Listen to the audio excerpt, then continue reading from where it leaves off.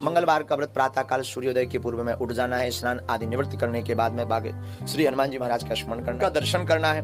हनुमान चालीसा आदि पाठों का जो भी आप पाठ का नियमावली पद्धति में लिए हो उनका पाठ करना है। और व्रत के पूरे दिन कोशिश करें कि कम से कम लोगों को स्पर्श हो। और व्रत के पूरे दिन नाखून नखशिख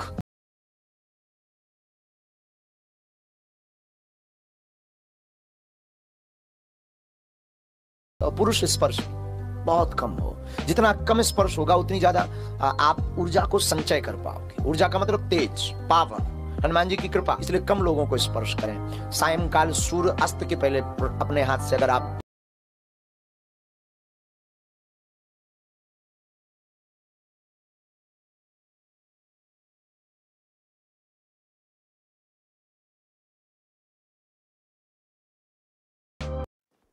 जय बालाजी महाराज की जय। बागेश्वर धाम के पूज्य गुरुदेव जी को भी प्रणाम। आप सभी ने मंगलवार का व्रत की विधि तो जान ली। अब हम सुनते हैं मंगलवार की व्रत कथा। प्राचीन काल में एक कुंडलपुर नामक नगर था। नगर में नंदा नाम का ब्राह्मण अपनी पत्नी सुनंदा के साथ रहता था। ब्राह्मण पति पत्नी धन और धान्य से समृद्ध थे। उनके जीवन में एक ही कष्ट था, उनके पास कोई संतान नहीं थे। इसी कारण वे बहुत दुखी थे। संतान की कामना में वे हनुमान जी की पूजा व व्रत करने लगे। ब्राह्मण देवता जंगल जाते पूजा करने के लिए और ब्राह्मणी घर पर ही प्रत्येक मंगलवार को व्रत करती थी। शाम के समय हनुमान जी को भोग लगाकर स्वयं भोजन ग्रहण करती थी। एक बार वह ब्राह्मणी किसी अन्य व्रत के कारण भोजन ना बना सकी और ना ही हनुमान जी को भोग लगाया, लेकिन उसने यह प्रण लिया कि वह अब अगले मंगलवार को भगवान जी को भोग लगाने के बाद ही स्वयं भोजन ग्रहण करेगी।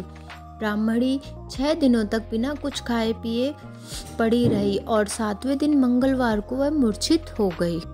श्री हनुमान जी ने उनकी आस्था और भक्ति को देखकर उन्हें एक बालक दिया और कहा, यह बालक आज से तुम्हारी सेवा करेगा। बालक को देखकर हनुमान जी अंतर ध्यान हो। बालक को देखकर ब्राह्मणी अत्यंत प्रसन्न हुई और उस बालक का नाम मंगल रख दिया। कुछ दिनों बाद जब ब्राह्मण जंगल से लौटकर आए तो उन्होंने देखा कि उस घर के आंगन में एक बालक खेल रहा है।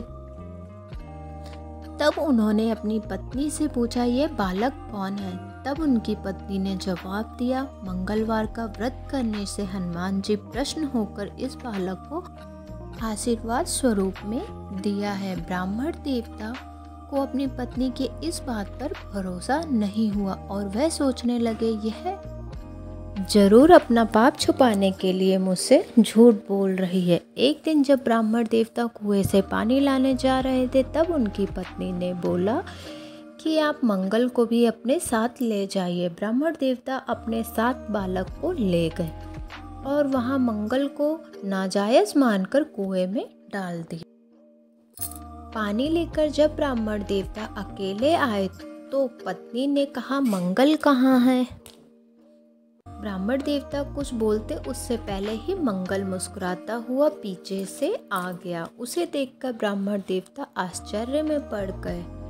उसी रात को भगवान हनुमान जी ने ब्राह्मण के स्वप्न में दर्शन दिए और बोले, यह बालक मेरा बाल स्वरूप है।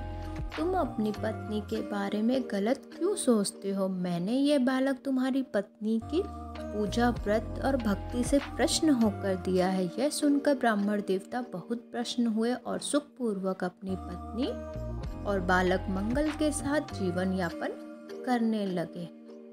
जैसे उस ब्राह्मणी और ब्राह्मण पे अपनी कृपा की, वैसे हम सब पर अपनी कृपा बनाए रखना। जय सिया राम। मंगलवार की व्रत कथा आप सभी को कैसी लगी कमेंट करके ज़रूर बताएं।